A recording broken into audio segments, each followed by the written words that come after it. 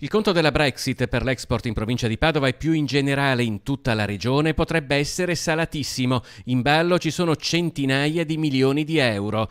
A lanciare l'allarme il centro studi di Confapi, che parla di danno da 58 milioni di euro nel Padovano e 429 milioni in Veneto. Secondo l'ufficio di statistica della regione, nel 2017 il Veneto ha esportato in Regno Unito per 3 miliardi e mezzo di euro, Padova quasi 479 milioni.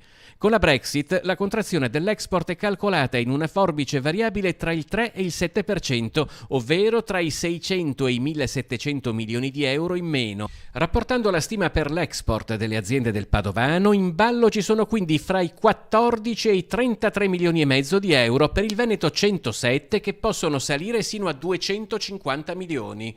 A ciò si deve aggiungere anche il rischio della possibile reintroduzione dei dazi. Fabbrica Padova ha stimato che la tassazione sulle merci italiane potrebbe essere superiore al 5% del valore esportato e se il costo si ribaltasse sui margini delle aziende, l'incidenza a livello nazionale sarebbe superiore al miliardo di euro.